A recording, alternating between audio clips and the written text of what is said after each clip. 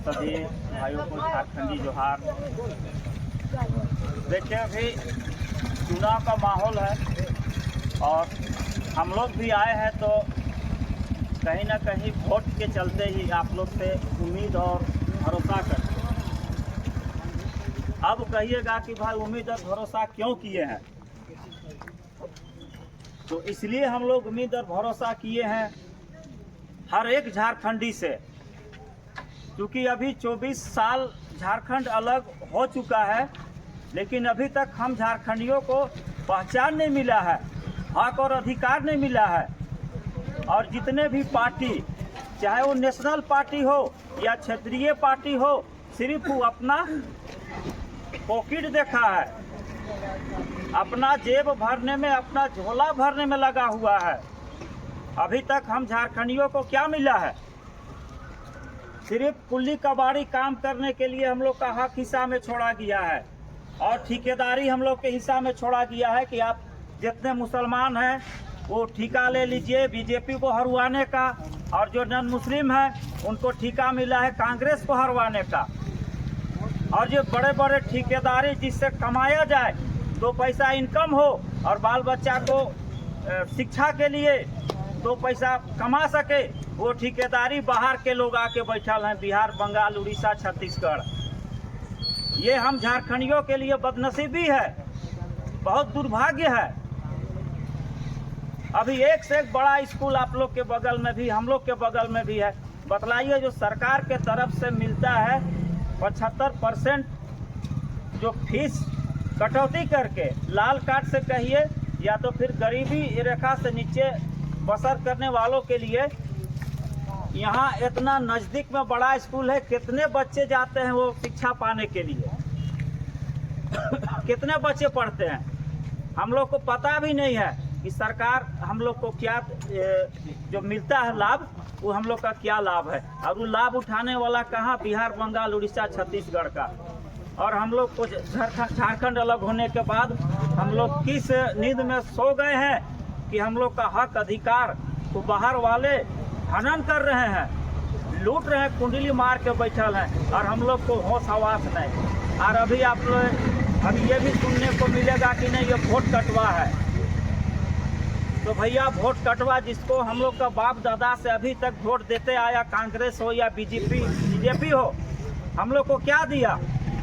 Secular party कहे जाने वाले इंडिया गठबंधन 1000 लोगों का केस है रांची में। तो यही हम लोग आप लोगों से निवेदन करने आए हैं कि इस बार किसी के बहकावे में नहीं, हम लोग शुरू से अभी तक वोट जिसको देते आए वो देखिए। हमारे जो लीडर थे, मुस्लिम लीडर, बड़े बड़े लीडर, उनको क्रिमिनल कौन घोषित करके गया? कांग्रेस उन लोग को क्रिमिनल घोषित करके गया। उसके बाद अभी जब बीजेपी पावर में आया तो लोग को गोली मार रहा है।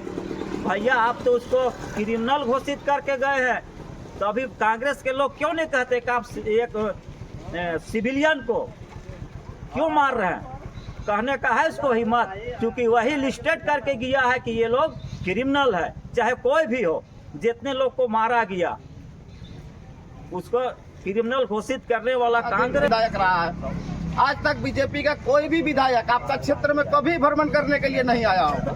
वो इसलिए नहीं आएगा कि जिससे उसको वोट मिलता है वही क्षेत्र वो जाएगा, और कांग्रेस का इसलिए आपके पास नहीं आएगा कि आप उसको जिता के वहाँ तक ले नहीं जा रहे हैं, तो कोई मतलब बनता नहीं है उसका। आनेकार विकास उसके लिए कोई मुद्दा है नहीं।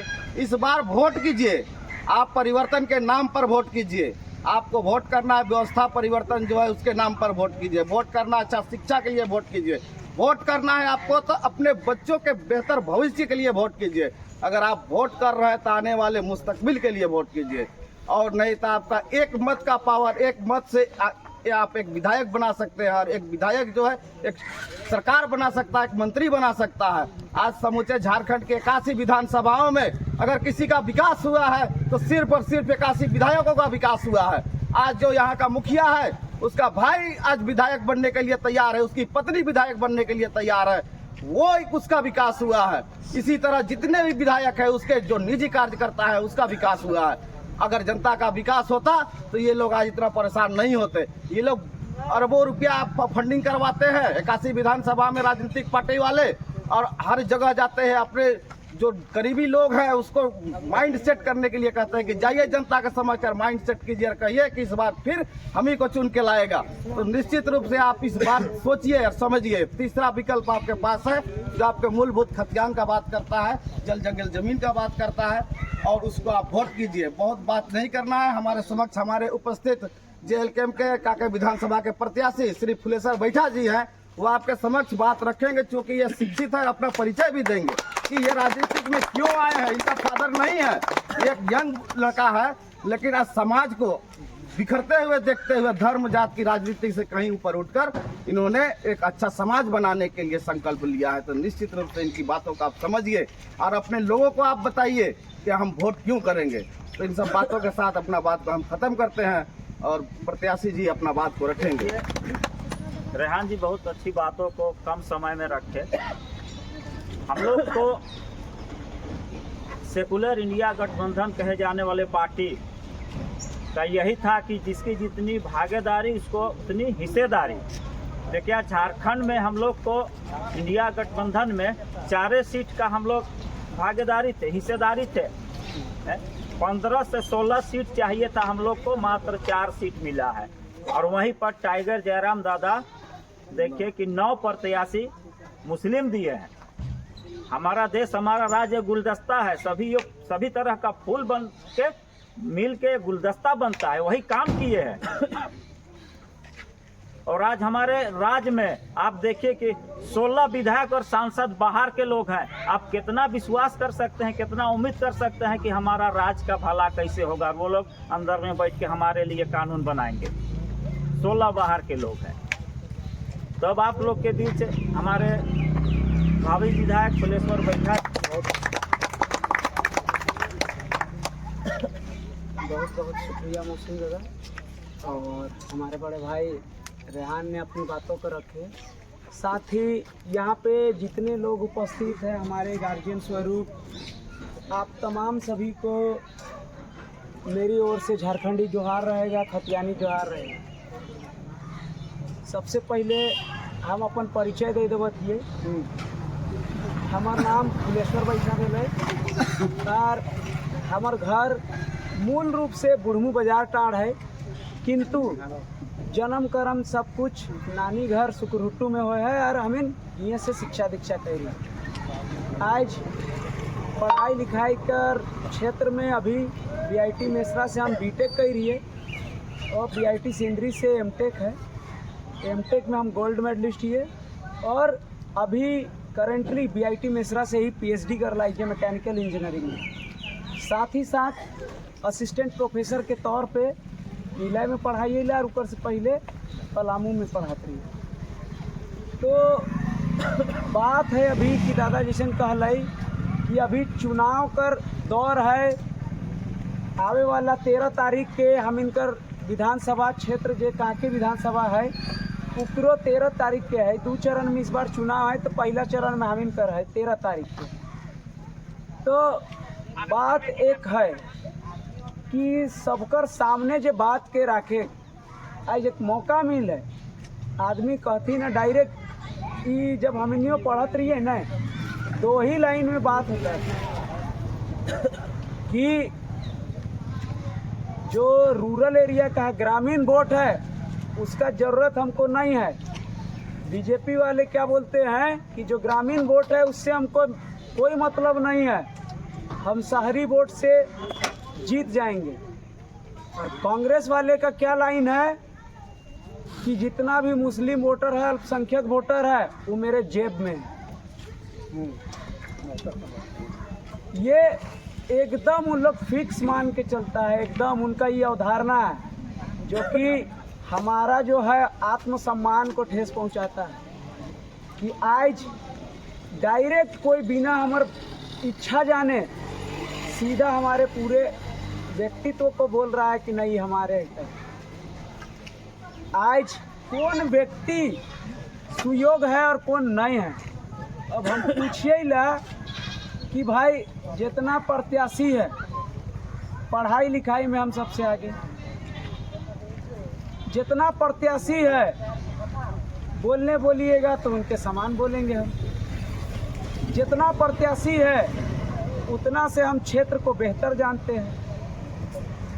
अब हम पूछिए लेकर में कि यदि मापदंड अगर पैसा कर है तो हम बहुत पीछे ही है। यदि मापदंड जान पहचान कर है बड़ बड़ नेता से तो हम बहुत पीछे ही है। लेकिन हम ऊपर से आगे हुआ ही है जहाँ की हमके क्षेत्र का जरूरत है, जहाँ पे क्षेत्र का समस्या के देखे कर वहाँ ऊपर से आगे ही है। हम वहाँ पे आगे ही है जहाँ पे हम सिस्टम में हम अपन बात के रख सकिए कि हमार क्षेत्र कर बात है वाले नहीं हैं। आज अगर जीतते हैं तो सर्वसरी हम ही हैं कि भाई एकदम बैठ जाना है अपना काम। एक दो गो जो लीडर है जिनको हम बोल दिए कि हाँ ये गाँव में ये आदमी जानता है, हाँ फल्ला इनका वोट बैंक है, इनको बोल लेते हैं। नहीं तो आप चले जाइए, मैं लिख के गारंटी के साथ दूंगा कि उनके घर में जाइए, आप कैमरा में ही देख के आपको बताया जाएगा कि हाँ इसको मिलना है कि नहीं मिलना है। बाहर में ही देखेंगे कि हाँ भाई फलना आदमी आया है, इसको बैठाओ, इसको भगाओ, बोल देना है। हम पूछते हैं कि जब वो बने हमारे प्रतिनिधि बने हैं पूरे कांके विधानसभा क्षेत्र के लिए, वो हमारे आवाज़ को उठाएंगे, वो हमारे आवाज़ों को विधानसभा में रखेंगे, किंतु हमारे आवाज़ से उनको कोई मतलब नहीं है। आवाज़ उनको उनका सुनाई देता है जिन्होंने उनको चंदा दिया है चुनाव लड़ने के लिए। आवाज़ उनको सुनाई देता है जो बड़े बड़े कॉन्ट्रैक्टर हैं जिन्होंने उनको उस पर कमीशन देंगे। आवाज़ बस उन्हीं का सुना जाता है। नहीं तो ये आवाज़ आप जाके ब्लॉक में देख लीजिए, दूर का बात हम नहीं बोलेंगे, अपना कांके ब्लॉक घर के बगल में है। आप चले जाइए और एक जाति प्रमाण पत्र, आय प्रमाण पत्र, आवासीय प्रमाण पत्र आप बना के दिखा दीजिए। 3 महीना 4 महीना तक आप ढूंढेंगे लेकिन नहीं होगा। वही जगह आप 1000 रुपया वहीं का दलाल को दीजिए, 10 मिनट में हाथ में प्रिंट आउट रहेगा आपका। विश्वास नहीं होता आप चले जाइएगा। आज हमारा क्षेत्र का क्या मुद्दा है? अगर हम अपना ग्रामीण का बात करें तो सबसे बड़ा मुद्दा अभी ज़मीन है। ज़मीन हमारा पहचान है, झारखंडी होने का पहचान है। आज उनके साथ खिलवाड़ किया जा रहा है, आज उनको लूटा जा रहा है भाइयों के द्वारा। आज ऑनलाइन जब से हुआ है, राम के जगह में रहीम हो गया है और रहीम के जगह में पाहन हो गया है। आज सबको देखना समझना है। अगर एक गरीब व्यक्ति है तो उसका एक बार नाम चेंज करके वहाँ 4 दलाल लग जा रहे हैं। उसके बाद आप 20 साल केस लड़िए, तब तक आप लड़ते रहिए, तब तक वहाँ 4 फ्लैट बन के रेडी रहेगा। और इस पे ना प्रशासन आपका सपोर्ट करेगा ना कोई सिस्टम, क्योंकि आपके पास में नहीं है पैसा, आपके पास पहुँच नहीं है। जिसके पास है पैसा वही सर्वसरी है। तो सबका नतीजा एक ही है कि आज अगर हमारे क्षेत्र का ये दुर्दशा है, आज कांके राजनीति में जाना जाता है।